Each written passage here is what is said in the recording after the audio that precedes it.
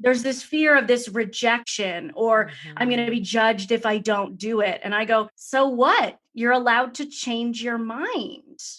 Yeah, and you're allowed to fail. Absolutely. Please fail. Go fail as fast as humanly possible and over again so that you can get beyond it. You cannot pave the road to Oprah without failure.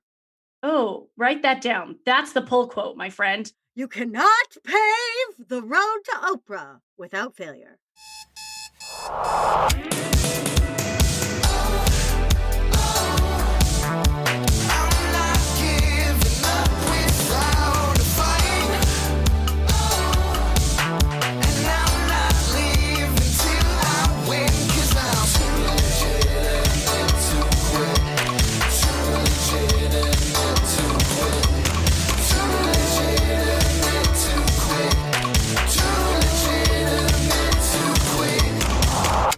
Welcome to Too Legitimate to Quit, instantly actionable small business strategies with a pop culture spin. I am your host, Annie P. Ruggles, and my guest today is the powerhouse, Amanda Wagner. Amanda Wagner is a fiercely ambitious speaker and business strategist for entrepreneurs and leaders who are hungry for achievement and ready to get off the sidelines and claim their spotlight. With a master's in educational psychology from the University of Alberta, Amanda eats, sleeps, and breathes leading and teaching. She helps her audiences learn to ask for more of what they want, take the stage as leaders in their industry, and realize that ambition doesn't have to be a dirty little secret. Like her clients, Amanda is rolling out her own red carpet. The Amanda Wagner Podcast is in its second year, and she's currently writing her book, Big Ambition. She also has her sights set on a TED Talk. The Amanda Wagner, welcome to Too Legitimate to Quit. Listen, what do small business owners need to focus on this week? This week, small business owners need to focus on showing up and showing off. Ooh. I know it's juicy. Too often we get stuck in the show up phase. We're like, I showed up. That's good enough. I showed up. I'm doing it. And I'm like, yeah, but what about the stuff you're really good at? Don't you want to show it off? If you want to be known for something, showing up isn't good enough. It's time to take the stage. I love that word known, because I think it means a lot of different things to different people. Right? Like I, for one, have always shied away from the idea of being famous. And I'll straight up tell you, like, even when I was actively pursuing acting, I was like, I don't want to be famous, but I do want to be known in that I want people to associate my name and face with the value I provide. Yeah. How do you define what it is to be known, Amanda? To be known, the scale is really irrelevant. You might want to be known in your community. You might want to be known in your city. You might want to be known internationally. I want to be at the scale of Oprah. So my version of fame is really freaking big. Not everybody has that. But I bring it down to the gravestone question where I'm like, what do you want your gravestone to read? If you're known for one or two things, what are those things? Because I have said, I do not want my gravestone to read wife and mother. And yes, those are important titles to very many people, and that does not make them less valuable. But for me, I want that to say I changed the world. I love that. I absolutely love that. I think that's so funny that came up in conversation now, because I was on a podcast that came out like 2 weeks before we were recording this. And I was laughing so hard. And I told the host, please put that on my tombstone. The name of the episode that you put out was Annie P. Ruggles Can Save You From Yourself. And I was like, will you please put on my tombstone, Annie P. Ruggles could have saved you from yourself? But notice that the first thing you jump to isn't Annie P. Ruggles was a wife and lived here. Right. That's not the most important piece of your identity. So when I work with people, that first question is, what do you want to be known for? How do you want to be remembered? Even in a Zoom room of strangers, I will say, you are with 5 people right now. If they have to remember one thing about you, what is it? And I get fascinating answers, and it stumps people because we're not used to being allowed to think that big. Ooh, My cat got excited by that answer. I don't know if the listeners could hear that, but Warby really loved that answer. Oh, But good. it's so interesting and profound to me to think about legacy and memory and things lasting, whether it's in my own family's narratives or beyond that, or I write a book that winds up somewhere. It's so amazing to even think about that, because when you say that we don't dream that big, I certainly don't. I am mired in the day-to-day of running this business, and I love this business dearly, and I'm absolutely in my zone, and everything that I get to do for this job other than like accounting is pretty much a gift. But I still, even with all that enthusiasm behind it, I don't think that much about what I'm building to last. And I hear that often. And I think the word legacy historically is something we think about with like our grandmother's stories, or like we think about legacy when we're 90 years old, or when the question comes up, if your house burned down, what would you grab from your home? Everyone's saying, oh, I'd grab my photo albums, I'd grab my stories. But I also think there's something big in terms of who are we as people? What if we gave ourselves permission to think really big and didn't have to shy away from that? Because one of the things I talk about most often, and is the working title of a book I'm writing, is big ambition, capital B, capital A ambition. And typically, I feel like in the world, you're not allowed to say you want something really big until it's happened. And then you're like, oh, I earned this. I feel great. Like, exactly. When it happens, we're fascinated by the backstory. Right? When I'm trying to think of pop culture references naturally, but when Emma Stone is a big deal, we all want to know about her upbringing. How long has she been wanting to do this for? But none of us could really care that much when she was still on the up. Right. And I'm saying, I care when I'm on the up. I don't want to be one of those entrepreneurs that talks about having $12 in my bank account when I'm worth 12 million. I want to talk about it now. Yeah. Why do we shy away from it? Why are we so timid about our own ambition? I'm smiling as I'm answering this because I'm just going through a reel of all the times in my life that I've said I wanted big things. It scares the shit out of other people. We hold back because the first conversation that I had with a business coach that I was like, maybe this is the way I'm going to go. She asked the world's coachiest question and said, if you were to snap your fingers, where would you be in your life? And I said, I want to be the next Oprah. And she laughed at me. She laughed at you? Yeah, she laughed at me. Like, and not so, like an enthusiastic, supportive giggle. She like laughed at you? No, it was a like, oh. And so benefit of the doubt, I caught her off guard. Benefit of the doubt, she's not used to people thinking this big. But it's like with this idea of showing up, we're told as kids, as adolescents, don't show off. Don't be a show off. Yeah. Don't be the center of attention, that's a bad thing. And yet the celebrities, the people that we admire, they got there because they are showing off, because they have something to offer.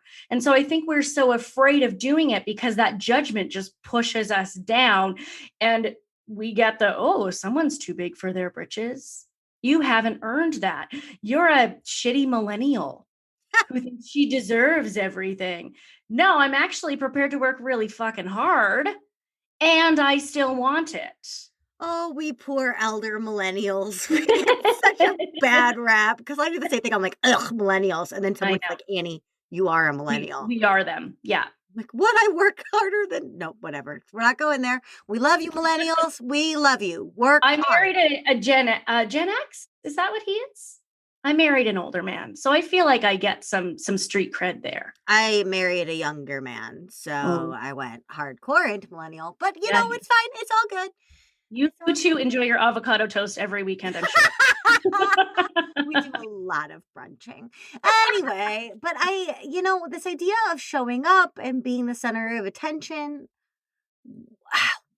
is it, like, I love that word that you used, judgment. Is it the fear of judgment that keeps us from taking up space? Because I hear a whole lot of people saying, I'm so scared to X.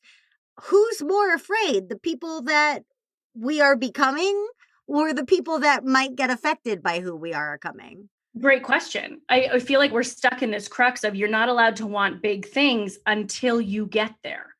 Then when you get there, other people are saying, oh, I championed them. I cheered them on. I always knew they'd do great things. But when they're in the messy middle part of it, all of a sudden we lose credibility. And I think people want us to stay safe. I think we ourselves want to stay safe, because when you put yourself out there, and I realize that I am in a very public forum saying, I want to be at the scale of Oprah. I say this on my podcast all the time. It makes people uncomfortable, and it sets up this, but what if I don't do it? I imagine 16-year-olds, they go to get their license and you tell all your friends and then you fail your driver's test. Oh, yeah. Right? There's this fear of this rejection, or I'm going to be judged if I don't do it. And I go, so what? You're allowed to change your mind. Yeah, and you're allowed to fail. Absolutely. Please fail. Go fail as fast as humanly possible and over again so that you can get beyond it. You cannot pave the road to Oprah without failure. Oh, write that down. That's the pull quote, my friend. You cannot pave the road to Oprah without failure. And you also cannot follow somebody else's path. If there was an Oprah manual or a Brene Brown manual, a Marie Forleo manual, Mel Robbins, all these brilliant thought leaders, I would just take that book and go, I'm going to do what she did. But guess what? That's not me, and it's not going to work the same for everyone. So it's time for us to make our own manuals. And Oprah's manual would be filled with a lot of really fucked up shit. Like, yeah. Oprah has had a really tough go of it. Yeah. Like, to get to where she is, she came from like the worst possible settings. If Oprah had a manual, it would start with like the Jane Eyre equivalent of Lowood School. Like, it would suck. That's a 2,000-page manual. Yeah. Ew. A 2,000-page manual of like getting through the worst of what life has to offer. Like, no, thank you. You got to chart your own path, because I don't think Oprah would want you to have to go through all those things. Exactly. Nor do I want Oprah's exact life. And that's why I'm really specific when I say I don't want to be Oprah. I want to be at the scale of Oprah, which means I want to talk to audiences of 30,000 people. I want to have a wing in my home dedicated to my best friend. I want to talk about whatever the hell I want to talk about, because I have earned enough clout, enough credibility. People believe in what I am saying, and I use it to positively impact the lives of others. Not because I'm a show-offy little princess who wants to say, look at my dress, look at my dress. Yes, my dress will be gorgeous, and I have good shit to say. Yeah, abso-freaking-lutely. It's just so interesting, because one of the things I think about, and Oprah is not the pop culture topic of the day, everybody. We will get there. Oh. We will get there. But I just think, like, when you say, I want to have an audience of 30,000 people, what the first thing that comes to my mind is, or 30 million people even, like, what comes to my mind immediately is that requires so much trust in you. And I don't know how you could possibly get that trust without getting loud about your value. Mm-hmm. Right? Like, that's literally no like trust on a global scale. 100%. Yep. Mm-hmm. So let me flip this though on you. How do we take incremental steps every day toward whatever level of known we want? Because I totally hear you that so many of us, including me, are not dreaming big enough, not by a long shot. But how do we rectify that big dream with everyday action? We start asking for what we want. And I believe that the hardest part of asking is knowing what you want. So I use the language, don't ask, don't get, all the time, or DADG. I have a print on my wall. It's one of the first things that I ever heard you say. And I was like, as someone who teaches people that if they don't ask, their businesses will die. I love this chick. Exactly. So I believe that the hardest part of asking isn't getting the guts to ask. The hardest part is knowing what you want.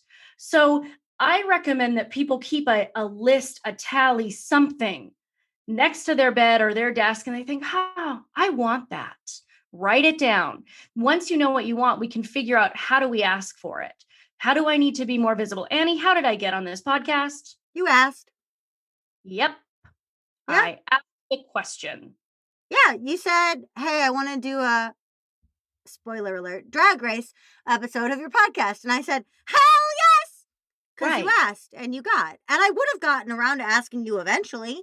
Right. But guess what? You didn't wait for me to ask you to be on the show. You did ask very much.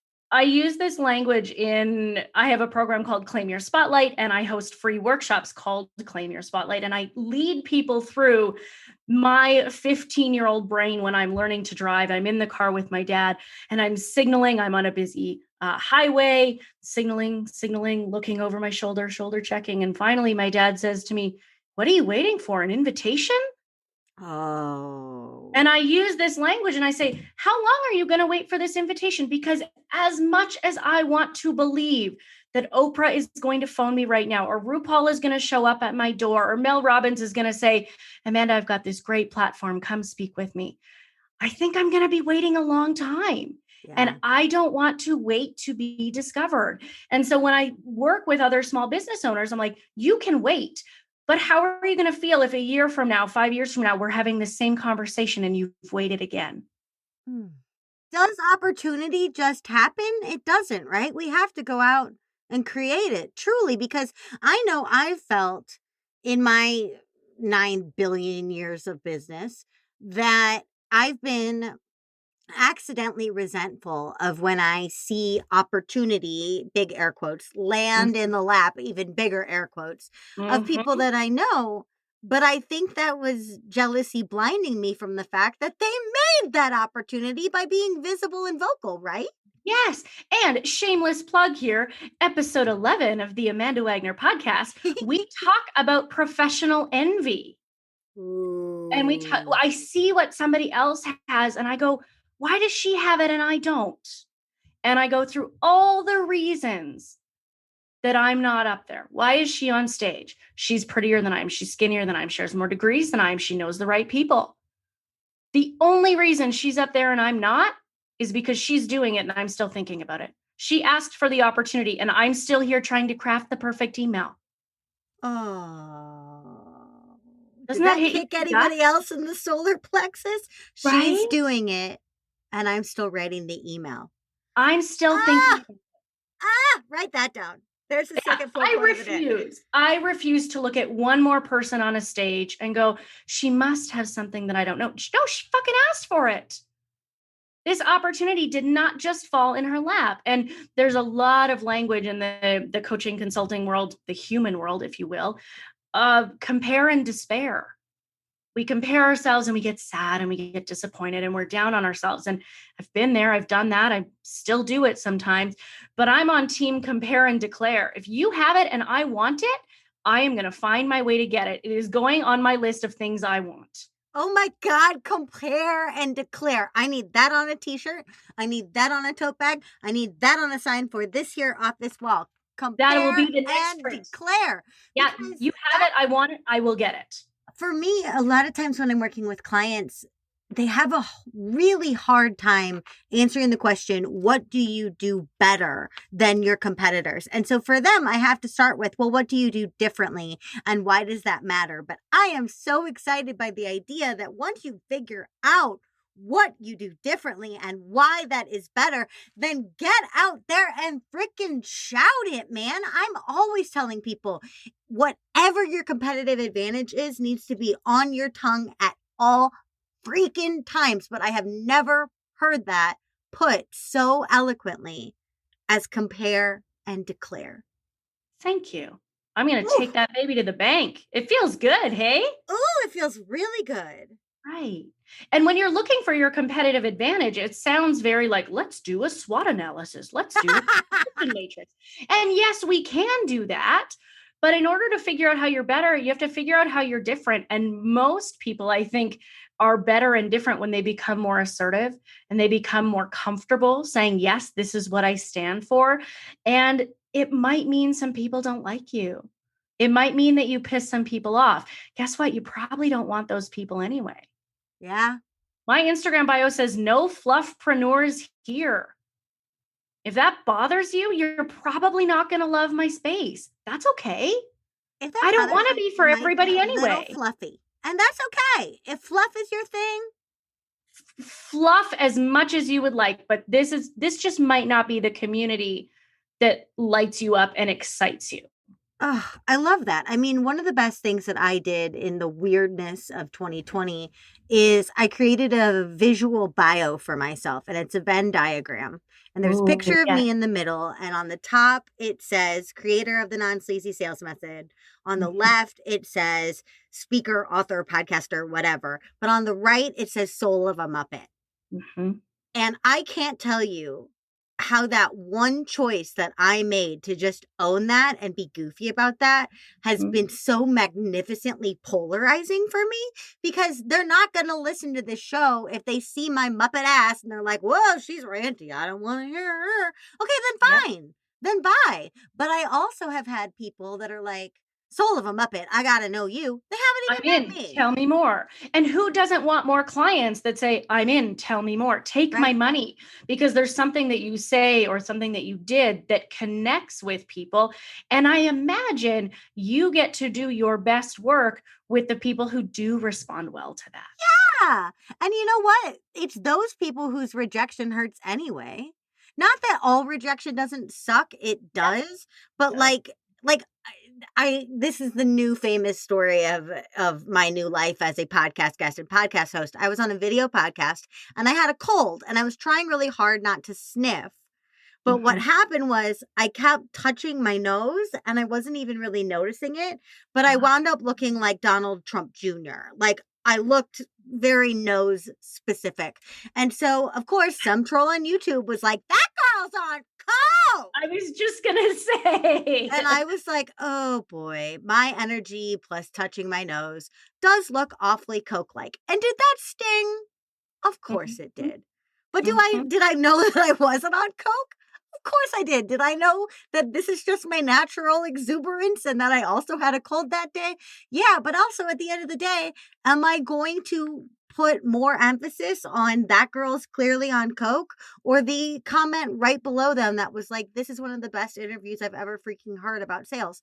Right. I get to choose what weight I put on that rejection too.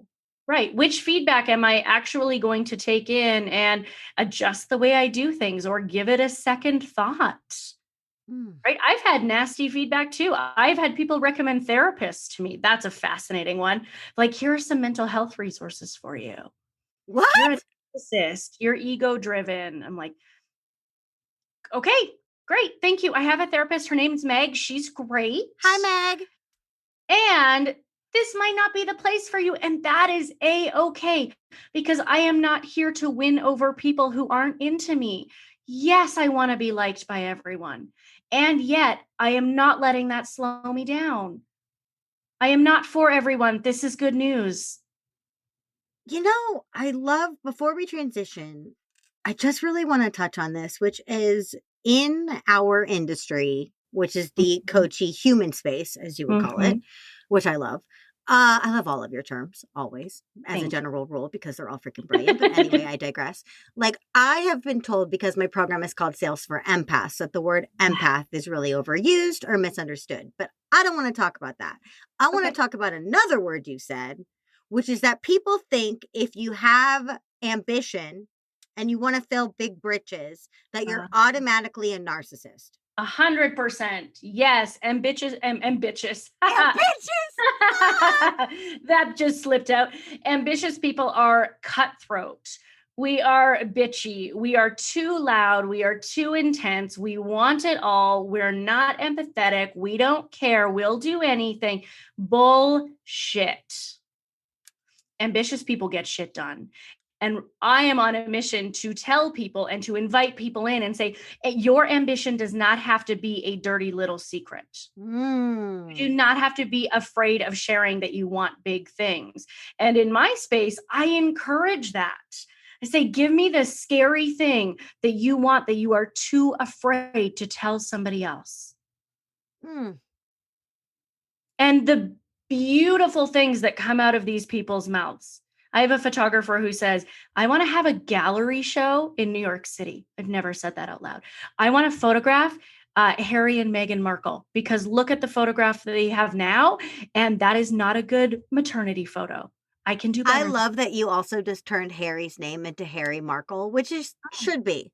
There you go. It's a great last name. Take it. I mean, his grandma's on your money, not my money, so I'm going to defer to you, but Fair enough. no, but I love that because I mean, I'm always trying to convince people that selling, if done beautifully, benefits both parties. Ego and ambition, if done beautifully. You don't think Oprah benefits people? You don't think Oprah got called a narcissist? Like, of course she did and does. And Oprah fucks up too. Oh, Oprah has made mistakes, and we don't necessarily love her less or think less of her. We're still curious. We're still holding on. And Annie, in a past life, I was a teacher. I was in sales, so I eat, sleep, and breathe sales. And selling and service are inseparable. The best thing I've ever heard about sales, I'm sure you've heard it too, from Brian Tracy's book, The Psychology of Selling. Mm-hmm. Sales is a transfer of enthusiasm. I'm so enthusiastic about that book. It gives me goosebumps. Yeah. And so for people who are like, oh, I'm afraid of this, I'm nervous about it, I'm like, if I am freaking excited, I could sell you this cup right now. Mm-hmm. Because that's what it is. So it's getting past this fear of, if I'm a salesperson, I'm somehow sleazy and dirty and gross and only doing it for me. Not true. If you're ambitious, you have an ego and you are a narcissist and you don't care about other people. Bullshit. Would you be willing to retitle Big Ambition Ambitches? No, but here's why. Because there is somebody on the internet, I'm a big stickler for giving credit. Mm-hmm. And there is an ambitious Instagram account. Good. There is some person. So it is taken. But I am not against the term. That said, I'm very much on team. You don't have to be a bitch to be ambitious. True facts. All right. Perfect segue though. Let's talk about the most incredible gaggle of bitches to ever grace the television screen or the laptop screen or whatever you're watching it on. Amanda, start your engines. Let's talk about Drag Race. What does any of this have to do with Mama Ru and her beautiful babies? Oh my goodness. My heart is so very full right now. What does RuPaul's Drag Race have to do with entrepreneurship? 3 things. I wrote them down. I was so excited about this. Every time I watch this show, I'm like, this sounds like my life. And I'm very opinionated when it comes to RuPaul's Drag Race. Michelle, if you're listening, love you, mean it. Ross, you're my favorite. Bossy Rossi. All right. Reason number 1. RuPaul's Drag Race is the Olympics of drag. Yeah. And I encourage my clients and the people that I work with to figure out, what are the Olympics that you are competing in? These queens are not trying to be everything for everybody. They are saying, I am here in the Olympics of drag. This is the arena that I am competing in. Yeah. And when we think about the Olympics, the actual Olympics, Olympians don't compete in all events. They train, they rest, they prepare, they practice for a series of events. You aren't seeing swimmers also do speed skating, also do. That would be weird and exhausting. Right. And yet so many entrepreneurs are going, I have to do this and this and this and this and this in order to be known, in order to build my brand. Mm-hmm. And I'm a big advocate of the principles of essentialism. Greg McEwen here, do less but better. Yeah. I wrote a big, long, no word of a lie, 1,200 word email to somebody that is in my circle. She is a beautifully well-known photographer and does incredible work. And she wrote an email to her email list and said, I'm frustrated that my art isn't getting noticed. I'm not getting enough likes. I'm not getting enough comments on Instagram. And she opened it up and said, tell me what you think. Reply to this email if you have something to say. So I offered solicited feedback. Mm-hmm. And I said two things. Number one, Instagram is not your Olympics. You are in the Olympics of creating beautiful imagery for women who deserve to feel empowered. So why the hell are you trying to compete to get the most Instagram likes? I freaking love that question. What's your Olympics and what's not your Olympics? Because for me, and when we're talking about Drag Race, we are very proudly a Ben de la Creme household. And let's talk about not your Olympics. De La chose, actually Ben chose that the most recent thing that Ben did in that franchise was not Ben's Olympics. De La was like, I'm out. I walk away. The tone I want. This is not the competition I want. This is not the atmosphere I want.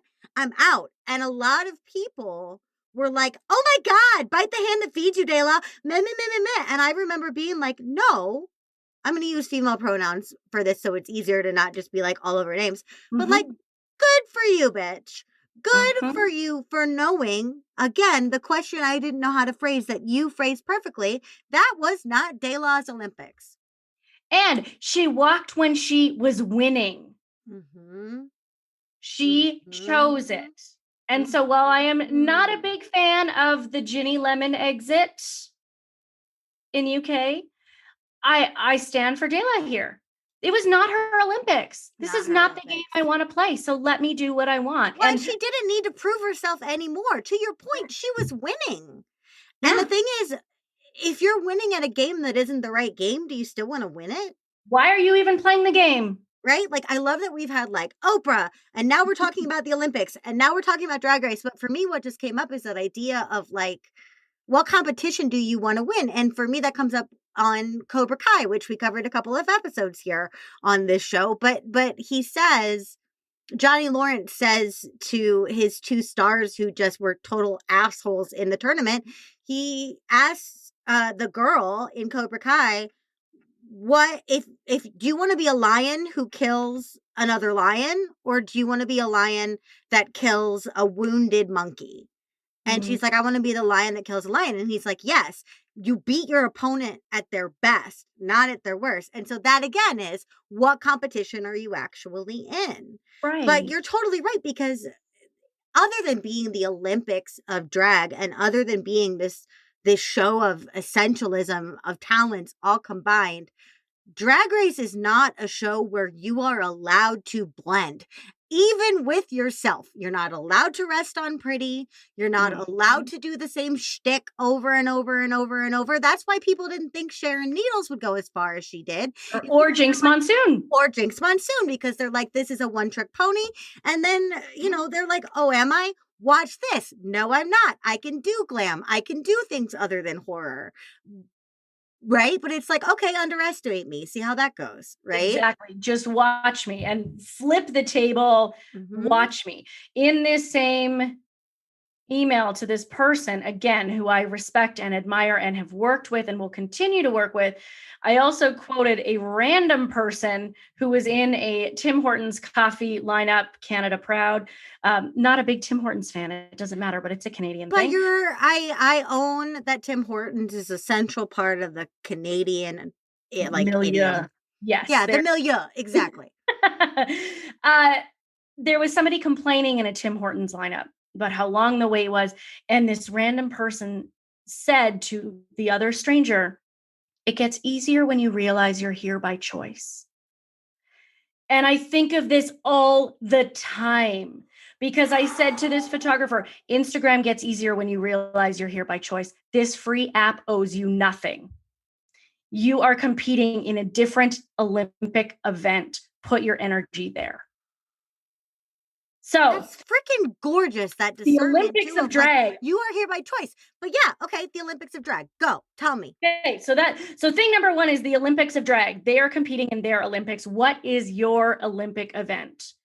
And how are you putting your time and your energy into that, and looking at all the other events that are great and that are pretty and that get attention and saying, good, thanks, good for you, not for me. Pearls out the mouth. I'm flipping out. Number two, Oh my God, we're not even on number 2 and I'm already No, I flipping out. know. This is going to be a long episode. Sorry, I Annie. don't care. But I'm like also, you're loving this. I welcome. am strapped in.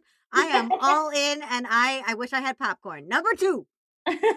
Number 2, if you don't love somebody, if you can't love yourself, how in the hell are you going to love somebody else? Amen.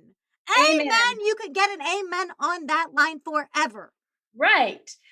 You don't have to love everything you do in your business. You don't love accounting. I also don't love bookkeeping. I really hate my inbox at this exact moment. And yet I have to tend to it. I give love and time and attention to my customers, to my clients. And yet I need to make my business my VIP client. If I do not love my business, it is really hard for me to love and support what other people are doing. Also, if you don't love and support your business, how in the hell is your business going to love and support you? And if you don't love yourself, how are you going to pour love into the business? There's the ruse cycle for small business owners. Bitches have to get paid. Bitches have to get paid. I'm not here for fun. This isn't a hobby. This is a business. We should start referring to ourselves as the Michelle Visages of Entrepreneurship. What do you say? Oh my God. I'm working on my gray streak. Glasses and red lipstick are my thing. I have mine. You have your glasses and your lipstick, but I have the streak. So together. Oh, I call them my sparkles. I love my gray hair. With our forces combined, we're like, oh yeah, all the way there. Oh yeah. And I think we might also have the pre-surgery Michelle robustness. Oh, we do. Oh, we do. We have that. Mm-hmm. We do. We have that natural robustness. Yes, we do. Are you ready for reason? Right, though. I'm still stuck on number 2. Yeah, I know, right? If you don't love your own business, how in the hell are you going to love somebody else's? Ugh. This business is not going to love me back. I need to take care of it. I need to make sure that I tend to it, because the hardest thing for me is that if I spend all the time in the world supporting other people's businesses, help them build their dreams, help them get on the stages, the platforms they want, and claim their own spotlight, and I'm sitting back here on the sidelines, that's where resentment comes in. Ooh, yep, exactly. And that's something I brought up a lot on this show, is that accidental resentment. Like you brought up professional envy before, which is so painful. Oh, man. But the other one is that giving. I call it the giving tree resentment, where at the end of it, the giving tree is just a freaking stump. Oh, that's beautiful. Writing that down. Right? The giving tree resentment, where it's like, I give. And at the end, I'm supposed to be happy for the person that took all of me because I freely gave all of me. But what happens instead is that little boy grows up on his little canoe that he uses one time, and I get dug up because I'm a freaking stump. And that sucks when you realize that you've been so self-sacrificial to the point where now the person that you love is the person that you envy. Ew. Right. And that's so right, because I'm not investing that love in me. I'm only doling it out to everybody else's dream, everybody else's business, instead of doing what we talked about at the very beginning, which is claiming your spotlight and showing off. In the hustle and grind culture of entrepreneurship, which if you can't hear it in my voice, I'm rolling my eyes at it. There's this sense of martyrdom that Here, I'll gag so they get it. There you go. There you go. There's an idea that you have to be a martyr. You have to be self-sacrificial and just give all of yourself away. And Tom Waits' quote here, "Get off the cross. We could use the wood." I love that. My book is called The Martyrdom of Overmarketing. So now you're really singing my language, although my language is martyrdom. Weird. Interesting. Let's just say my language is Tom Waits. Fine. Okay. Yes. There you go. I like it. We could really use the wood. We could use the wood. Your clients could use the wood, but you could also use that wood for yourself. There you go. Right? Let's work with purpose and intention and not just give and give and give. And then, yes, our tree of resentment, that shit is burned to the ground. You got nothing left. And we are cranky about it. Yes. We're cranky to the point of being heartbroken about it. Correct. We're cranky to the point of being like, my life is in shambles about it. Right? For example. Right? I mean, we've all been there. Are you ready for reason number 3?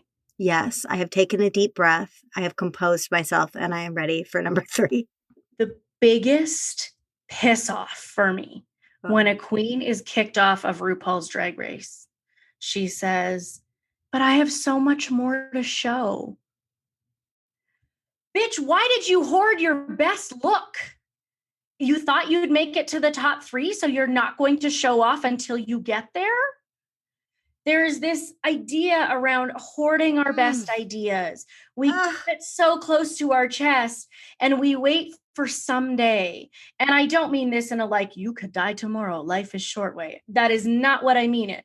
What I mean to say is that we have so much fear that somebody is going to take our best idea, or that we won't have the pomp and circumstance for the perfect look. And I'm going, it's time to pull out the perfect look.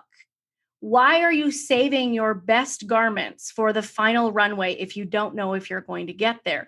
Again, that's why showing up is not enough.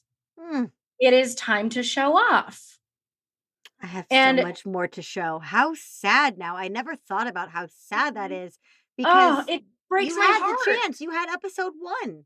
You had every single episode to give your best self, and you chose to wait. And now your reputation is based on that first runway look, or based on that first challenge when you didn't go for it. This is the Olympics of drag. Show me your best look every single week. Yeah. Bring it or go home, or sashay away. If you're not going to bring your best, then sashay away. I love my number 4 that I just came up with when you were like, the thing that really makes you upset when people get voted off. Here's my number 4. Yeah. We are telling you, listeners, both Amanda and I are telling you that you need to fail faster, harder, better, and all of those things. However, rule number 4 of Drag Race: when you fail, don't be a pissy bitch about it and write nasties on the mirror. Yes. Don't write nasties on the mirror. You can feel wronged. You can feel disappointed in yourself, but you do not get on to All Stars by writing mean nasties to your competitors. You got to keep that shit classy. Or in the case of Miss Roxy Andrews, you do make a big stink. You get back for All Stars, and then you come back with your tail between your legs about what a bitch you were to other people. Mm-hmm. That's not the way to win. Nope. If you're going to be a bitch, be a bitch. If you're going to be ambitious, be ambitious. What also ties in here, and this is kind of my last thought on the being kicked off and saying I have so much more to show. I think that in the world we live in right now, we could do to add some rigor on giving credit to where our ideas come from. In episode 32 of my podcast, the Amanda Wagner Podcast, shameless plug, we talk about hoarding ideas and why our good ideas need to be shared and why we have to give credit. Because one of the big reasons that I have held back on sharing things is because I go, it's not good enough yet. It's not perfect. I have to wait till it's totally polished. Oh, yeah. And then I can share it.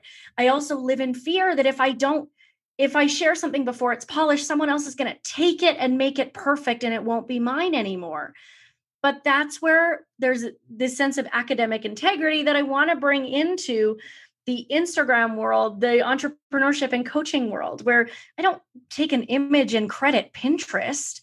I credit the artist who created it. The same goes for ideas. So I want us to be in a space where we are allowed to share and allowed to talk about big things without this fear that it's going to be stolen. Because I don't want these brilliant ideas to die with us, just like I don't want these brilliant looks to be packed up in suitcases before we even get to see them on the runway. But what a gorgeous challenge you just threw down, which is own your spotlight with attribution. 100%. Right? We all have, and Drag Race is and drag, actually, not even Drag Race. Drag is in houses. Drag is a family-based, generational, ancestral passed down, although it's chosen family more than natural family most of the time. But it's still something that you've inherited, something you've perfected from those who went before you. And your last name often for queens is the name of that house. Everybody watch Paris is Burning. You need to anyway. It's incredible. But I think, that is a beautiful way of giving attribution. Musicians do this all the time. They'll say, my main influences are so-and-so and so-and-so. The person that references it, unless they ripped off their melody totally and they're going to sue them, is normally like, oh, wow, I influenced Kelly I inspired Clarkson. this person. Who doesn't want to be told that they've inspired something? Right. But then when you give your attributions, it puts you in context. 100%. Right? You saying you want to be on the level of Oprah, to your point before, doesn't mean that you want to replace Oprah. It doesn't mean I want a talk show.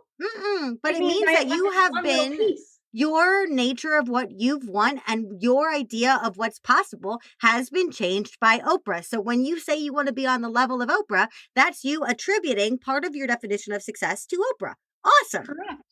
Correct. Yeah. Oh, I love that. I want to add some credibility, and there are so many people with beautiful ideas, and I don't want them to be hidden for too long. I just don't want us to have these ideas. And I think about this with my own TED Talk, which again, I am not on the TED stage. One day I will. Exactly. I have the talk. I've been marinating on it for months. And I always hold back and I go, do I tell people? Do I not tell people? If I tell someone, will they copy my idea and write the talk and get on the TED stage? Maybe, but I don't want to hold this idea forever as I do it right now. The eventual TED Talk, I want to talk about the myth of making it, how I don't think making it is a thing. Don't steal that, y'all. Don't steal it. The Michelle Visages of Entrepreneurship will hunt you down. Do it. Yes. I absolutely adore that. I feel like you and I could talk about this for a bajillion years. Correct. But I do have two more questions for you. And one is perfectly based on that TED Talk example that you just gave, that goal that you just gave. Mm-hmm. Somehow, the technology, education, and design X or non-X team has thrown out their submission process for the finals for TED. And instead, they have decided everyone on this runway is deserving of being on the TED stage. However, we got to whittle it down. And they look at you and they say, Amanda, you got to lip sync for your life. Oh. What song are you praying to Mama Ru will play? This is a hell of a question. I'm pulling up a playlist for this one because I'm like, what gets me jacked? We'll put it in the show notes. We'll put the playlist in the show notes. It is titled Sweet Hog Rides for when I ride my cute little cruiser bike. I call it my hog, even though it's like the most millennial thing. Like, okay. Top 3. I am dreaming for Taylor Swift, Shake It Off. Lady Gaga's Edge of Glory. Oh boy, this is really hard. Bruce Springsteen. Oh my God. But what, boss? What though? I know. I'm looking. What is the song? I think you have to do that one just based on the fact that everyone would be delighted by the uniqueness. Yeah. Charisma, uniqueness, nerve, and talent of you covering the boss. Yeah. Oh my goodness. Okay. I have to find it. It's like, I'm embarrassed. Our entire wedding playlist is basically Bruce Springsteen. Oh, Burning Love by Elvis Presley. Working on the Highway, Bruce Springsteen. All right. You got to pick one though. Oh man. You going Gaga? You going Tay-Sway? You going Presley? Or you going Boss? I think I'm going with the Boss. Because you know what? Let me pull the curtain back a little bit. One piece of the TED Talk is, if making it was real, if making it was a thing, Bruce Springsteen would have quit in 1975 when Born to Run was released. He fucking made it. Oh my God. Beyonce would have quit with Destiny's Child. She made it. She had the money. She had the status. She had the fame. She could have quit. Bruce could have quit. And yet the boss, who is looking amazing for his 60-something years and is still creating incredible music. Bruce and I did lock eyes, and shake hands once at a concert. Incredible. And that moment is just so in me. And when I brought this up, I was doing a speaking engagement about a year ago. The woman who owned the space, she played Born to Run when I was leaving the stage, and I left and I just wept. Yes! Well, now we know. That's So your that's TED the theme one. music. Going full Springsteen. Yeah. The Amanda Wagner. When my listeners are just clamoring to reach out to you because they want so much of what you're serving out in terms of this badass, kick-ass spotlight taking, value giving, bring other people along for the ride gorgeousness. What's the best way for them to start a conversation with you? Number one, know that I'm a real human and respond to conversations. Send me an Instagram DM. Yes, you can go through my website. Yes, you can send me an email, but Instagram is going to be the fastest way to get a hold of me. Bonus points. Tell me your favorite piece of this episode. Why are you contacting me? What sticks out? Give me some value. I'll give it right back. And I want to hear, what is it that makes you excited about this? So yes, follow me, but send me a message and say, oh, you said this thing and I can't stop thinking about it. If you need some more ammunition for things to think about and you want to hear more about what big ambition means, I have a podcast called the Amanda Wagner Podcast. Listen to episode 30 and then come my way and tell me, why are you the most ambitious person you know? What is it that makes you want to be in this audience? I will respond, and get in my Zoom room. I have Claim Your Spotlight workshops a couple times a month. It is free. Show up and I will help you show off. Y'all, do not sleep on that beautiful, beautiful request. Do not sleep on it. Amanda, my love, it has been incredible having you here. Goddamn delight, Annie. I will be back, everybody, in just a second with my final thoughts and your homework for the week, right on the other side of the majestic waters of Darien Lake. Beautifully sad. Right? Although Yeah, Darien Lake, oh God, we could do that forever.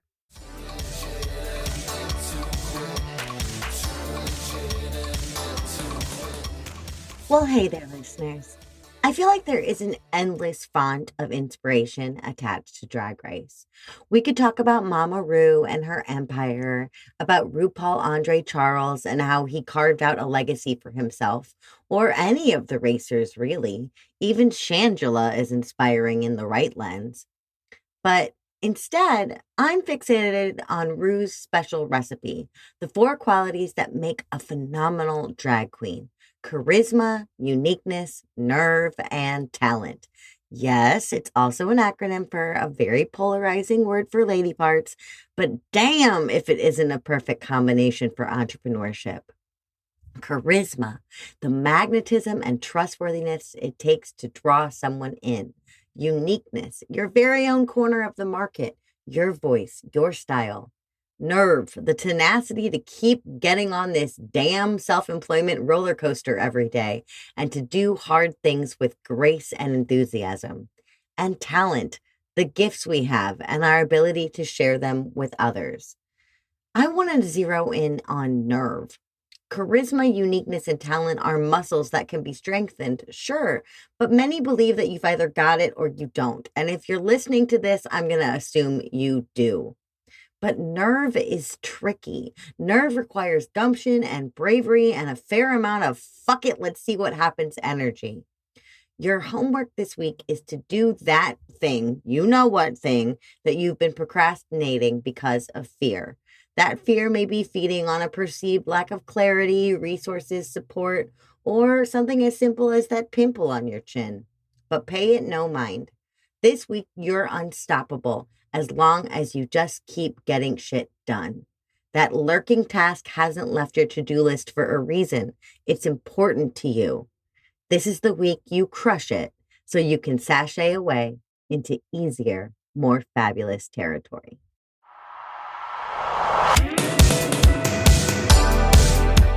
Too Legitimate to Quit is brought to you by the Non-Sleazy Sales Academy and me, Annie P. Ruggles. What if you never had to sell alone again? If you always felt safe and seen and supported in selling situations because you only had to show up as your best and also most ordinary self? You can profit just by being you without one gimmick, 1 inch of sleaze. To find out more about our membership, visit www.nonsleazy.com. That's NONSLEAZY.com. Too Legitimate to Quit is written and hosted by me, Annie Passanisi Ruggles. Our editor and producer is Andrew Sims of Hypable. Our incredible earworm of a theme tune was composed and performed by Riley Horbasio. Our beautiful show art is by Francois Vigneault, and my beautiful, wonderful, amazing creative director, Georgia Curran, handles my social media accounts with care. Listen, I would love to hear from you. I'd love to hear how your homework is going, what you think of the show, or what topics you'd love to see covered here. Feel free to reach out to me on any platform with messaging, but the best for me are LinkedIn, where you'll find me under my name, Annie P. Ruggles, or on Instagram, where you'll find me at Anniepreneur. And please don't forget to send this show to people that you think would benefit, or to drop us a review wherever you listen to podcasts. That really helps our show grow. Until next week, remember, you're too legit to quit.